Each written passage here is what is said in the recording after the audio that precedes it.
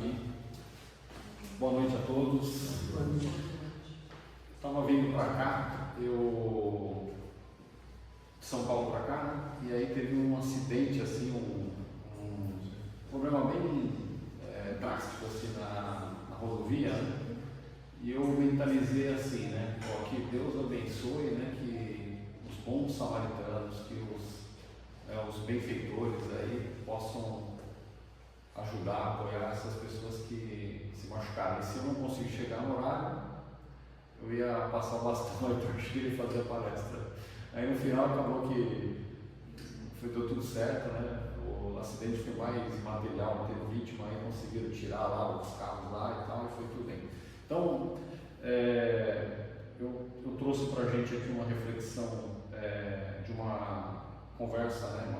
Que a gente já tinha feito em uma outra casa, né? Muito interessante, quando você mergulha no Evangelho, né? A gente vê as pérolas, né? A gente vê a riqueza. Aí eu mergulhei nesse capítulo aqui 24, já tinha estudado ele algumas vezes, já tinha lido, até feito mesmo algumas discussões sobre ele, uma reflexão também, assim, uma palestra. E ele fala o seguinte, né? Não ponhais a candeia debaixo do alqueire. Aí depois eu vou decifrando tudo isso daí para a gente aqui, para ficar mais fácil. Aí ele fala assim, né? Por que fala Jesus por parábolas? Aí eu vou ler aqui as mensagens, né? Então aqui não teve as instruções dos Espíritos, né? Kardec traz diretamente, né, no texto do canônico, né? Traz para cá, né? Do jeito que está no Evangelho, né? Original, vem para cá e faz assim os comentários dele, que são bastante pertinentes. Eu vou comentar algumas coisas aqui. Ninguém acende uma candeia para pô-la debaixo do alqueire.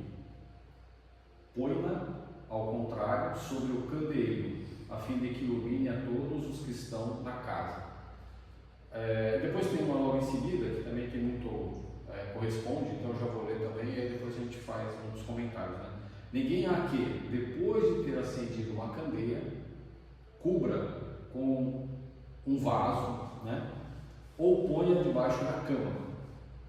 Põe-na sobre um candeeiro, a fim de que os que entrem vejam a luz, pois nada há de secreto que não haja de ser descoberto, nem nada oculto que não haja de ser conhecido, de aparecer publicamente.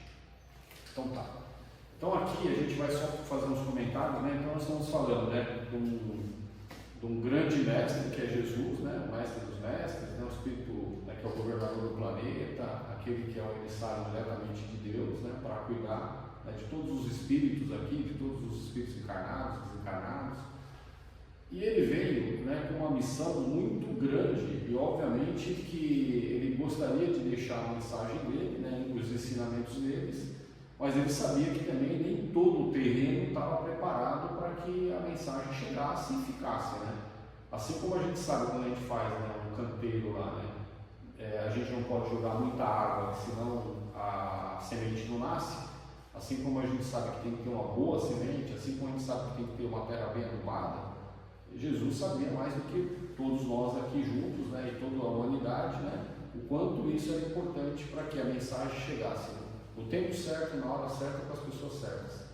E aí quando a gente faz, né, uma volta aí no tempo, a gente tinha muito, né, por exemplo, no Egito, por exemplo, tinha os ensinamentos, né, que a gente chama de Kaivalho, né, que é o do Hermes Trismegisto, né, que era 3 vezes sábios, né, em 3 locais diferentes e tal, que eram realmente os ensinos somente para os iniciados, né, e ficava ali como se fosse um instrumento de poder. Jesus jamais teve essa busca, né? Por isso ele falava em parábolas para que, didaticamente, a parábola é um storytelling, né? Como o pessoal costuma falar agora, né? Quer dizer, uma história que marca, que grava, que a pessoa lembra, né? Como a gente vê, por exemplo, no desenho animado, né? Que conta toda uma história, né? Que tem uma mensagem, né? Às vezes muito edificante, de uma maneira animada, de uma maneira alegre, e aquilo marca e a gente guarda de uma maneira mais clara. Então é um método pedagógico de se falar, né? E que não foi inventado por ele, mas sim já era utilizado já há muitos anos atrás, no passado, né? Vamos dizer assim, né? Tem até registro, né, de parábolas no Velho Testamento também. Então, voltando aqui para explicar um pouquinho, né, a questão, só fiz esse breve relato para a gente entender, né, como é que o Evangelho deve ser interpretado, né, ou pelo menos o quanto a gente entende que deve ser, como deve ser interpretado. Ninguém acende uma candeia para pô-la debaixo do alqueire, então a gente está pensando assim, né, nós estamos voltando a 2000 anos atrás, né, no Oriente Médio, ali onde seria a Palestina, né, onde Jesus esteve.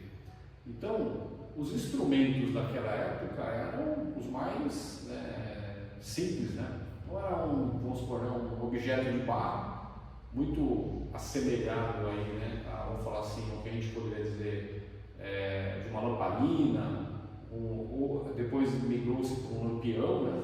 Então, ali tinha um recipiente para você colocar o óleo e um pavio onde você acendia, né?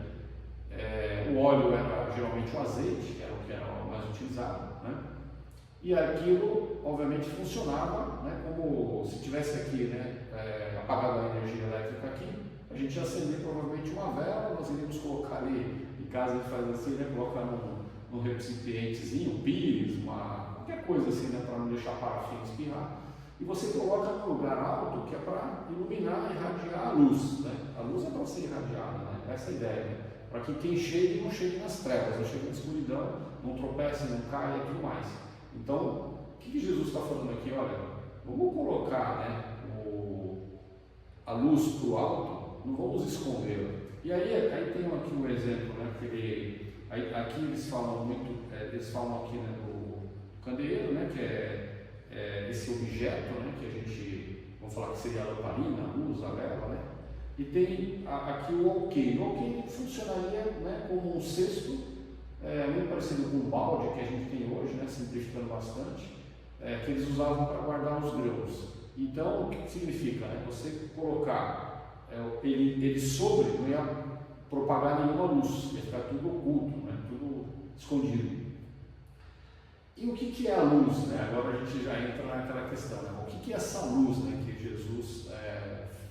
Jesus deu uma grande dica para a gente, né? Tem uma outra passagem que ele fala assim, né? Brilhe a vossa luz, né? Para que as boas obras, né? Boas obras nossas, dos homens, das pessoas, né? Sejam vistas pelos homens, ou seja, pela sociedade, pelas pessoas que estão à nossa volta, para que sirva de exemplo e honra, né, do Pai, né, que é o Criador, né? Então seria mais ou menos uma linha de raciocínio do tipo: todos nós temos luz, né? Então brilha a vossa luz é porque você tem luz. Não foi assim, desenvolva a sua luz, busque a luz, né? Todos nós temos, porque Deus trouxe o homem para a Terra com toda a potencialidade para que ele possa fazer aquilo a que ele veio, para o fim dele, né? Então, por exemplo, se ele for um engenheiro, vai construir uma ponte, ele vai ter todo o potencial, toda a riqueza, né, vamos falar assim, de sabedoria, conhecimentos e potencialidades para que ele possa aprender, né, estudar matemática, né, estudar, vamos falar assim, tudo o que precisa para poder fazer um projeto e construir, né, vamos falar assim, essa ponte, que é esse exemplo que eu dei. Se ele vem para ser professor, né, ele vai ter todo o potencial para aprender nos livros, né, vamos supor que ele vai ensinar literatura, ele vai poder estudar vários livros, vai ler e tal, e vai poder, né, vamos dizer assim, desenvolver, né, essa habilidade. Então, todos nós estamos aqui com um grande objetivo de, né, como o Cícero falava, né, um fator de soma na vida das pessoas, ou seja, a gente poder fazer algo para o próximo, né, e isso seria o nosso brilhar a nossa luz, né. Então, mais ou menos seria como se nós fôssemos um diamante. Esse diamante ainda está, vamos falar assim, precisando ser lapidado, né? Então, um diamante em potencial, né? Se a gente pegar o diamante lá na Terra, do jeito que ele está, obviamente que ele não está reluzente, não está brilhando, né? Ele não está resplandecendo, né? Mas, na medida em que ele é limpo e começa a ser um trabalho de lapidação, ele começa a mostrar realmente essa riqueza. E o que Jesus pediu aqui para a gente, né? E deu esse recado, era justamente para que a gente fizéssemos isso, né? Que cada um de nós pudesse não esconder a nossa luz, né, debaixo da cama, igual tem uma das passagens, põe debaixo. Imagina, por exemplo, né, aqui acaba a energia, a gente põe a vela debaixo da cadeira, debaixo de algum lugar onde ninguém. Aí as outras pessoas vão estar na escuridão. Né? Então, a grande mensagem aqui, né, do Evangelho o Evangelho é para todos, né? Tanto que ele falava, né, em vários momentos, né, ide e pregai, né? Ele fez, obviamente, um movimento inicialmente, né, com aqueles que estavam um pouco mais preparados para receber a mensagem, né? Que era o povo hebreu, né, vamos falar assim, né, os judeus e tal. Por quê? Porque os gentios, eles tinham uma outra configuração, uma outra filosofia de vida, e ia chegar para eles o Evangelho, mas seria num momento mais oportuno. Né? Por quê? Porque eles ainda eram muitos, a maior parte deles, né? Gentios, só para lembrar, eram todos aqueles que não eram, né, ali os judeus, ali, né? Então eram os outros povos todos, então os romanos, os gregos, para eles todos esses caras eram, né, esses povos eram os gentios. E o que acontece? Eles chegariam até eles, tanto que chegou até nós, né? Chegou lá, né? Quando Paulo de Tarso começou a propagar esse evangelho, espalhar, depois de lá foi se espalhando por toda a Europa, e, né, vieram aqui, né, os europeus, aqui os portugueses, e através do processo de colonização trouxe, né, o evangelho. E aí depois de um bom tempo lá na França, né, Kardec trouxe, né, os elementos, né, do espiritismo, né, que basicamente busca um resgate dos ensinamentos do Cristo, né, e trazer alguns elementos a mais que ficaram, vamos falar assim, de certa forma um pouco ocultos também, porque o próprio Cristo, ele comentou, né, que ele mandaria um Consolador prometido, porque muitas coisas naquela época, aquele entendimento que nós tínhamos naquela época, nós não seríamos capazes de absorver, né? Então a gente não conseguiria arcar com todo o conhecimento. E o conhecimento, obviamente, né, como a gente comentou do adubo, da água para a semente, ela tem que vir no tempo certo, na hora certa e gradativamente. Não pode ser tudo de uma vez, porque senão acaba a sementinha morrendo. Né? Então a semente do Evangelho, né, e Jesus como grande semeador para semear o bem, para que o reino de Deus se propagasse aqui na terra e a terra se transformasse em uma terra mais evoluída, mais rica, né, no sentido moral, né? O intelecto viria também na linha do tempo, né? Muito conhecimento intelectual veio através da filosofia e tudo mais, porém precisava-se e precisa, na verdade, que acompanhe esse conhecimento moral também. Para quê? Para que seja propagado, né, o bem, né, para todas as pessoas. E tem uma questão aqui que o próprio Kardec traz muito interessante nesse evangelho, que ele fala, né, aquilo que era a humildade, a caridade, o amor, o Cristo deixou muito claro, muito direto, né, e os próprios, né, evangelhos deixam isso expresso, né? Então, ou seja, não ficou nada em oculto, ele sempre foi muito claro, né? Desde, né, do Sermão do Monte, quando ele falou, né, bem-aventurados, né, os humildes, né, que darão o reino dos céus, quer dizer, serão deles o reino dos céus, na verdade. Estes são ensinos diretos, né? Então, ou seja, felizes daqueles que são humildes, ou seja, a humildade é o reconhecimento do nosso tamanho perante a obra, perante a criação. Não é em nenhum momento para que a gente, então eu não sou nada, eu não vou fazer nada. Que era justamente o contraponto do que ele está ensinando aqui, ó. Não oculte, né, a sua luz. Você veio ao mundo para dar o seu recado, né? Você veio ao mundo para trazer uma mensagem. E essa mensagem a gente chama que é singular, né? A singularidade, porque cada um de nós tem uma mensagem para dar. Nós estamos aqui dando a nossa mensagem aqui nessa casa, né? A gente acredita que tem todo um trabalho do plano espiritual maior, né? A falange, né, de Francisco de Assis, Jesus irradiando a sua luz e tudo mais. Esse é o nosso recado. Tem o budista que está lá também, né, dando o recado dele, tem o Zen budismo que dá o recado dele, ou seja, várias religiões, né, no mundo, isso é assim, né, e não tem nada errado, está tudo certo, todos no final, né, estão aqui regidos pelas leis de Deus, a lei maior é a lei de amor, justiça e caridade, que é para todos nós. E aí eu vou falar um pouquinho agora da questão da parábola. E é importante a gente pensar um pouco sobre a questão da parábola, né? A parábola, que é, né, do grego lá, parábolê, né, que é colocar ao lado, então vamos falar assim, colocar em paralelo aqui para você poder fazer uma correlação, né, correspondência, né? Então a gente pode falar assim, né, duas coisas, né, que, por exemplo, uma motocicleta e uma bicicleta, né, as duas têm mais ou menos as mesmas, são similares, né? Claro, uma é motorizada, a outra não, mas assim, são similares. As duas têm duas rodas, tem, né, o volante, o guidão, o nome que a gente quiser dar e tal, né? E assim por diante, só para poder fazer um comparativo. E quando a gente olha a importância, né, dos ensinos, né, com as parábolas, a gente, por exemplo, a gente mergulha em ensinamentos muito mais completos e mais complexos, que à medida em que a gente vai entendendo, à medida em que a gente vai evoluindo até moralmente, a gente vai conseguindo decifrar um pouco mais.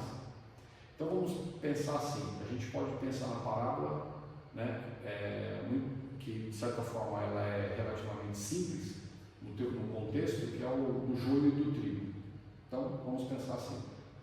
Então, né, tinha lá um campo, né, onde o reino dos céus é comparado a um campo onde tinham boas sementes foram plantadas lá, né?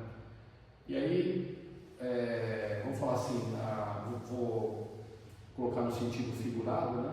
Enquanto dormiam, né, vieram os inimigos e colocaram sementes ruins lá. Então, plantaram o trigo e colocaram sementes, que é o joio.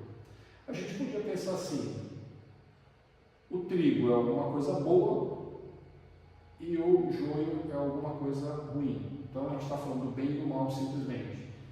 E isso é uma forma da gente decifrar também essa parábola. Só que quando a gente começa a estudar, né, as parábolas, a gente vê que tem uma dimensão um pouquinho mais profunda, que chega até o ponto da gente falar assim, né, que quando a gente segue na parábola inteira, a gente vai falar, poxa, a gente está falando até da transição planetária, né? Onde, vamos falar, os espíritos que se tornaram trigo, que cresceram junto com o joio, para dar o exemplo, né? Então, aí os empregados perguntaram para o dono, né, mas você não plantou sementes boas? Ele falou que sim, mas o inimigo veio e plantou, enquanto nós descansávamos, dormíamos, vamos falar assim, enquanto houve, né, de certa forma, uma situação que é a convivência humana, alguém foi lá e, opa, deixa eu colocar aqui um pouquinho de joio. Aí perguntaram, quer que arranque? Ele falou, não, porque se arrancar quando é muito pequenininho, eles são muito parecidos, o que ia acontecer? Você ia prejudicar os bons também, e isso não seria justo. Então já mostra o que? A justiça, mostra a paciência. Deus não tem pressa, vai crescer junto, né? Vai aparecer, e no momento que aparecer, naturalmente, pela vibração, a gente sabe, né, pelas vibrações que a gente tem, a gente meio que se separa, pela sintonia que a gente tem, né? A gente acaba se separando, acaba se juntando. Então, naturalmente, né, iria acontecer essa segregação, essa separação naturalmente. Aí o que acontece? Aí a gente enxerga a seguinte mensagem: quando a gente espera até o crescimento desses elementos, a gente percebe assim, de um lado, um traz vida, traz alimento, traz, né, vamos falar assim, tudo aquilo que a gente pensa do bom e da potencialidade, né, para nós. E o outro é tóxico, né? Só para a gente pensar assim, né? O joio, ele nem pode servir de alimento. Só que os dois tiveram o mesmo sol, tiveram a mesma água, tiveram na mesma terra, no mesmo sol. E aí, só fazendo, né, uma analogia, quer dizer, quantos estão na terra caminhando como verdadeiros joios, ou seja, aquele cara que é puramente egoísmo, né? É só para ele, só serve para ele, não serve mais para ninguém, não faz o bem para ninguém, não traz nada para ninguém. Então, essa é uma primeira questão. A outra questão, que é essa que a gente falou a outra questão que nós falamos da paciência, esperar o tempo certo, né, para que haja a separação, né? Aí o que era a mensagem? Que no momento da colheita, eles seriam separados, porque no momento da colheita não tinha como, vamos falar assim, se confundir. Então, o que é mais ou menos assim? Não tem como confundir aquele que está dando frutos, que acende a luz, não esconde, ou seja, não deixa aquilo que aprendeu guardado só para ele, não fica, talvez assim, vamos falar assim, vamos usar o termo, uma preguiça, né, para não dar a sua mensagem, né, para o universo, para as pessoas, para a comunidade onde ele está, ou mesmo na casa dele e tal, ou seja, ele não fica, vamos falar assim, inerte, ele fica ativo. Então esse é o termo, né, ou seja, é um elemento bastante ativo no processo. E isso vai ajudar com que ele, no final, no momento da colheita, que seria o quê? No momento de uma transição planetária, no momento, aí até aqui, né, até Jesus, nessa passagem, quando ele explica, né, o Júlio Rodrigo, ele fala até do juízo, né, que seria o quê? No momento onde há a necessidade de uma avaliação da conduta de como é que nós estivemos aqui sobre a Terra, né? Seria esse juízo, né? Que é a nossa própria consciência, onde estão gravadas as leis de Deus, né? Então Kardec perguntou para os espíritos falaram, olha, as leis de Deus estão na nossa consciência. Então, estando as leis de Deus na nossa consciência, Deus nos dando a potencialidade, e a gente não criou, não irradiou nenhuma luz, não deu nenhum recado para ninguém, né? Não muito mesmo para a humanidade, né? Não estamos nem falando que nós vamos fazer trabalhos que vai irradiar para toda a humanidade, mas dentro do contexto onde nós estamos, né? Então, a gente não conseguiu, o que vai acontecer? A gente, numa parábola como essa, a gente vai se ver como o quê? Como trigo ou como joio, né?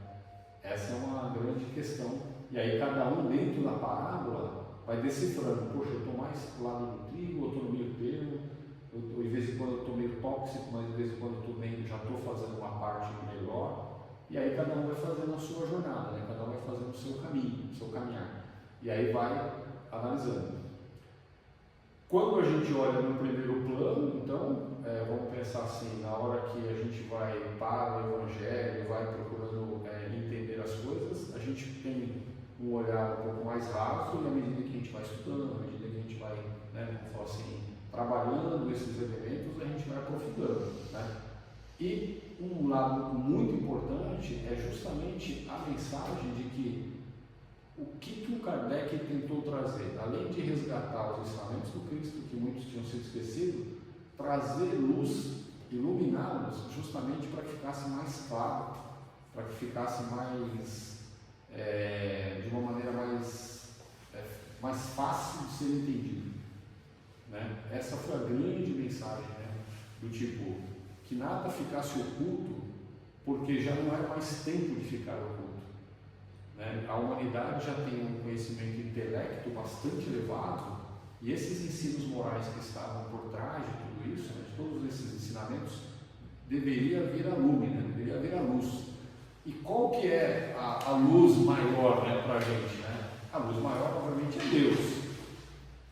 Né? Deus é a sabedoria, Deus é a verdade, Deus vamos falar assim, é o bem maior. Então, e depois, Jesus, e depois, obviamente, vem o Evangelho, né? Que o Evangelho justamente é o quê?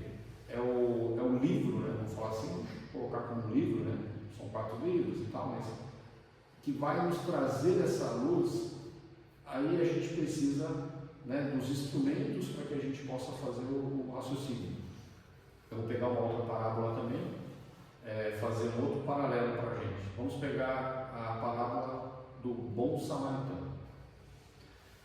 Então o doutor da lei procura Jesus, e procurando Jesus ele vem, né, e fala como é que ele poderia obter a vida eterna. Aí Jesus pergunta, o que está na lei? Aí ele vai lá, né,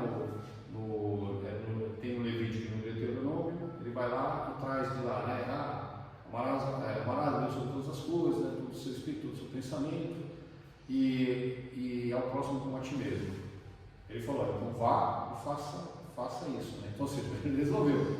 Se a gente tivesse parado por aí, aí eu estou falando no meu entendimento, tá? Aí é puramente minha interpretação. Eu acho que ficaria assim, como quase tudo, muito direto, objetivo, mas talvez a gente não tivesse imaginado, né, o quanto tem de grandeza nessa questão, né? Tipo, aí Jesus fala, aí ele pergunta quem era o meu próximo, e Jesus fala, bom, um homem que descia de Jerusalém para Jericó, então mostra uma trajetória de descida, então a gente pode fazer uma conotação de que a gente de vez em quando está num monte mais elevado, ou seja, a gente está numa vibração maior, a gente desce e aí a gente se coloca em situações de mais risco, né? Essa pode ser uma das analogias, né, que a gente pode trazer para a parábola, mas ele descia, e nisso que ele descia, naquela região, era uma região geograficamente muito difícil, realmente era muito problemático e tinha assaltos mesmo. Então Jesus traz elementos que existiam naquele momento, assim como existiam elementos do trigo e do joio que acontecia de nascer o trigo e ter joio misturado. Dizem que até algumas vezes o pessoal fazia isso de propósito, por vingança e tudo mais, era muito comum naquela região. Então ele descia, aí foi assaltado, né? Então além de levar todas as coisas dele, ele ficou ferido. Aí veio o sacerdote. A primeira coisa que veio o sacerdote, resolveu o problema. Não, o sacerdote ficou um pouco indiferente, não atendeu. Aí vem aquela questão, mas tinha os rituais, o sacerdote não podia pôr a mão num corpo morto por questão da cultura, mas ele não estava morto e segundo, ele também não estava indo para a sinagoga, ele estava voltando, né, porque ele estava descendo. Então mostra também que, né, ele poderia estar numa vibração maior, mas no dia a dia acabou caindo com uma vibração, como Jesus falava muito, né, dos fariseus, né, dos hipócritas, né, fala uma coisa e faz outra, ou seja, vamos, né, seguir a lei, aí na hora que você tem a oportunidade, não segue, né? Igual a gente aqui, vamos fazer o evangelho, aí a gente não ajuda ninguém, não estende a mão para ninguém, faz um monte de coisa que não é legal. Então o que acontece? Não é bom. Aí esse lado, né, vamos falar assim, então ele deixa de fazer talvez aquilo que todo mundo imaginava. Aí depois vem o levita, que era um auxiliar lá do próprio, né, sacerdote, que também não ajuda. E de repente veio o samaritano, né, que aí por isso é chamado o bom samaritano. Aí ele agiu, né, com compaixão, né, se condoeu lá, que viu uma pessoa lá, né, e aí usou os elementos que se tinha na época, né, que era o vinho, o azeite e tal, depois colocou ele na cavalaria dele, levou ele até uma estalagem, deu dinheiro para que ele 2 dinheiros lá para que esse homem, inclusive, né, na parábola falou um homem, então, ou seja, poderia ser qualquer um de nós que estivéssemos lá caído, né, qualquer um parente nosso, vamos pensar assim, né, e ele vai e age com caridade, age com amor, né, age dentro das leis que ensinavam, né, que eram ensinadas pelo Cristo. Então, ou seja, o que ele quis dizer? Uma mensagem também, né, que poderia ser simplesmente assim, ame a Deus e ao próximo como a ti mesmo. Mas quando ele traz isso numa parábola, traz um elemento muito mais rico, né? Primeiro porque o judeu não gostava de samaritano, então já é um tapa na cara, né? Do tipo, vocês que são os povos, vocês que eram os povos juntos, mas vocês têm as rugas de vocês, né? Tem uma rincha aí, porque segundo os judeus eles não seguiam exatamente a Torá, eles tinham um outro templo de adoração que não era em Jerusalém, enfim, tinha essas questões. Então tinha essa né, entre eles se chegava, por exemplo, aos judeus a falar que não pedia a Deus para que eles não tivessem vida eterna. Então era uma situação realmente muito, muito negativa, longe das próprias leis que eram ensinadas, que eram leis, né, tipo do amor, né, vamos falar assim. Né? E aí Jesus, ensinando dessa forma, volta, né, para o autor da lei lá, né, e pergunta quem que foi o próximo. Aí ele obviamente não fala o samaritano, ele falou, aquele que agiu com paixão, aquele que agiu, né, enfim, fez bem ao próximo. Né? Aí ficou para a gente essa mensagem, né, essa mensagem belíssima, que a gente, utilizando um pouco, né, dos conhecimentos que a gente tem, e mais essa perspectiva de uma análise assim, moral de tudo aquilo que foi ensinado, né, pelo Cristo, a gente volta de novo, né, para que a gente não deixe, vamos falar assim, né, a nossa luz debaixo da cama, escondida. A gente pode remeter ao seguinte: a energia, né, porque precisa do combustível para que essa lâmpada propague, ela é o que? É a nossa existência, é o nosso trabalho, é a nossa dedicação, é o nosso aprendizado, né? À medida que a gente vai aprendendo, a gente vai também ensinando, à medida que a gente vai angariando conhecimentos, a gente vai propagando, à medida que a gente vai, vamos falar assim, construindo as nossas relações com as pessoas, a gente vai também construindo, né, um ambiente mais saudável. E aí a gente pensando, né, numa coisa assim um pouco mais evoluída, né, que seria esse óleo, que seria nosso trabalho, a nossa existência, o quanto isso traz de benefício para nós e para os nossos que estão à nossa volta. Aí eu coloco sempre um exemplo na minha cabeça que eu queria passar para vocês, né? Vamos pensar da seguinte forma: nós fizemos uma pessoa se tornar, né, um seguidor do Cristo, pessoa que começa a ter caridade e seria esse bom samaritano, certo? Só por hipótese, tá? E aí, por hipótese, um dia um filho seu está na estrada, com o carro quebrado, né? E de repente um dia esse cara está passando por lá, né? Vamos falar assim, coincidentemente. Aí de repente seu filho, né, com uma certa aflito, lá com uma dificuldade, de repente aparece lá um bom samaritano. E esse bom samaritano vai lá e suporta seu filho. Mas só que você nunca imaginou quando você estava de repente evangelizando uma criança, quando você estava fazendo uma palestra, ou mesmo no trabalho, né, falando de alguma coisa edificante e tal, despertaria nessa pessoa, e nem você fez por isso, mas você acabou indiretamente colhendo um fruto maravilhoso, né, que é o momento em que, né, seu filho poderia ficar ali, né, um lugar ermo, um carro quebrado, poderia ser assaltado como aconteceu, né, com um homem. Poderia ser conosco, né?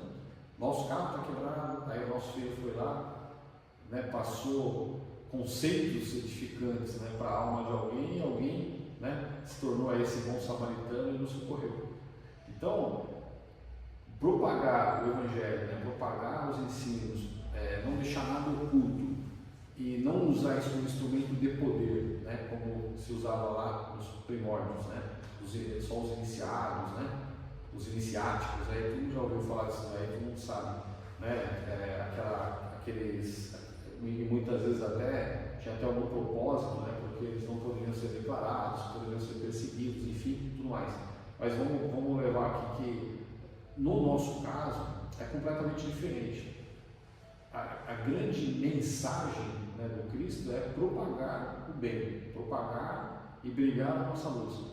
Não deixar a nossa, né, vou falar assim, nossa candeia debaixo do alqueire, ou vou falar da nossa linguagem atual, não deixar a nossa luz apagada, né? Não vamos apertar o interruptor e apagar a luz, não, vamos acender a luz para que, né, clareie, ilumine para todos, que chegue ao alcance de todos, que todos que recebam, né, a mensagem e possam ser inspirados, né, a fazer o bem, porque pode ser que o filho dele um dia precise de um bom samaritano.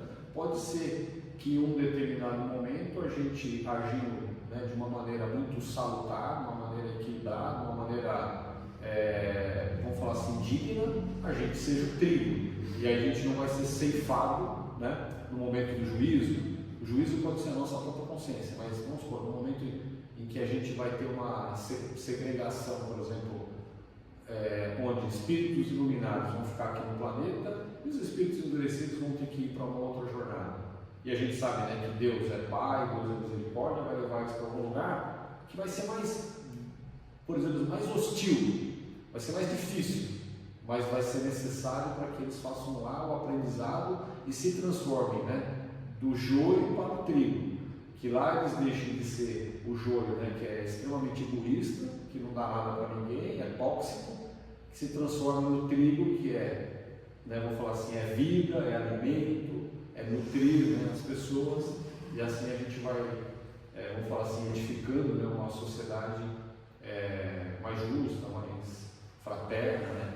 E aqui nós estamos, né, na fraternidade, nada melhor do que a gente citar uma frase, né, de Francisco de Assis, que é aquele que, talvez depois do Cristo e dos apóstolos ali, né, sem querer colocar competição de nada, não é isso, mas só, talvez é aqueles que muitos reconhecem como aquele que mais se inspirou nos ensinos do Cristo, aquele que mais mergulhou, aquele que mais se doou para o próximo, aquele que mais se desprendeu, trouxe, né, sinônimo de simplicidade, de fraternidade, de amor, de carinho, né, de desapego principalmente, né, acho que talvez simplicidade, desapego, humildade, né, que ele fala lá, né, a frase que a gente vai falar dele assim, onde houver trevas, né, que eu leve a luz. Então, que nós possamos, né, onde houver trevas, levar a luz, onde houver alguma carência, né, levar um pouco de amor, um pouco de caridade, levar o bem, e que a gente possa ser esse instrumento, né, tanto quanto possível, cada um, né, no seu degrau, né. Sabemos que tem espíritos muito mais evoluídos do que a gente, mas tudo que a gente puder fazer para o próximo, a gente vai estar fazendo de alguma maneira para nós também, no sentido como humanidade, né, como fraternidade, porque pode ser um filho nosso, um pai nosso, uma mãe nossa, que esteja precisando em algum momento desse bom samaritano, e nós podemos ser, né, ou um filho nosso também, um amigo nosso, podemos estar lá em um determinado momento entre o joio e o trigo. Então tudo que a gente puder inspirar, né, ao próximo, para que ele se torne o trigo e para que ele se torne um bom samaritano, é caminho para nós, no sentido da gente exercer a nossa existência, né, gastar esse óleo que ilumina, né, o candelabro, né, o candeeiro, enfim, né, todas as coisas que trazem a luz, que a gente possa ser, através do nosso trabalho, da nossa existência, né, da nossa vida ativa, da esperança ativa, né, da providência que traz para a gente, mas que a gente faz dentro da lei do trabalho, dentro da lei do progresso, também essa caminhada. Então essa era a mensagem que eu queria trazer para vocês. E só eu vou ler uma pequeno trecho aqui, muito pequenininho, já vamos caminhando para o finalzinho mesmo, que é assim: ninguém acende a candeia e coloca debaixo do alqueire, né? A gente já falou, né? Aí eu vou assim: a assertiva de Jesus, todavia, atinge mais além. Atentemos para o símbolo da candeia. A claridade da lâmpada consome força ou combustível. Sem o sacrifício da energia ou do óleo não há luz. Para nós, aqui, o material de manutenção é a possibilidade, o recurso à vida. A nossa existência é a candeia viva.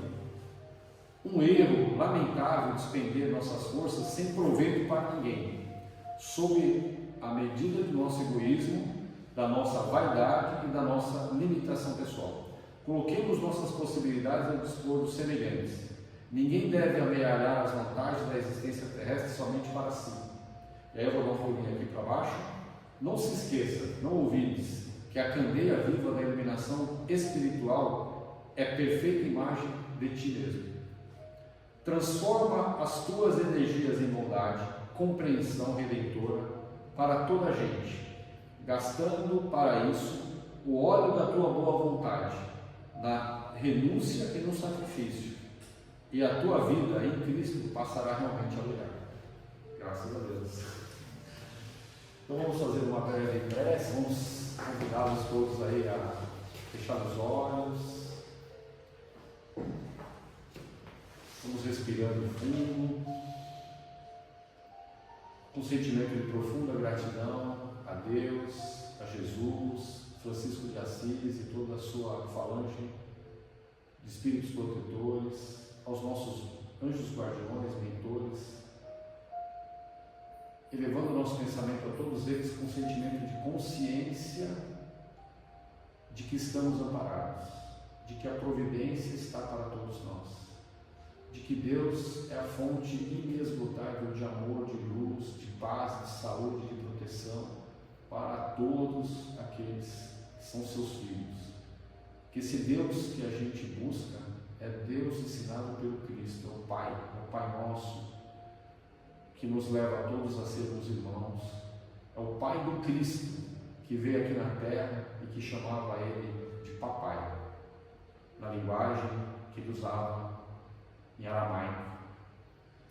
Que esse mestre que nos ensinou que esse Deus é um Deus ativo, é um Deus que está próximo da gente, não está apenas nas leis e não são leis mecânicas. Tem a lei de justiça, amor e caridade, essa lei que quando buscamos, nós achamos. Quando nós acendemos a nossa candeia, quando nós buscamos acender a nossa luz, que é fazer o bem, colocar as nossas virtudes, especialmente a caridade desinteressada, a todos os irmãos que necessitarem e que necessitam, a gente está fazendo com que a nossa luz brilhe. A nossa luz brilhe cada vez mais, para que as boas obras inspirem todos os nossos irmãos, todas as pessoas à nossa volta. Sejamos exemplos para todos, tanto quanto possível, e que essas obras sejam sempre para a glória do Pai.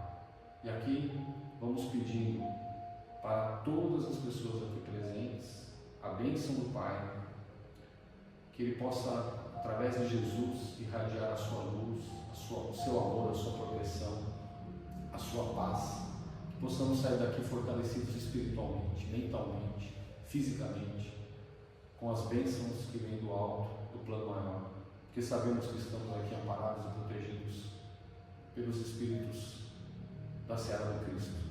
Pedimos para todos aqueles que vierem a ouvir essa palestra, que também os seus lares sejam abençoados, protegidos e iluminados. E para todos os trabalhadores dessa casa,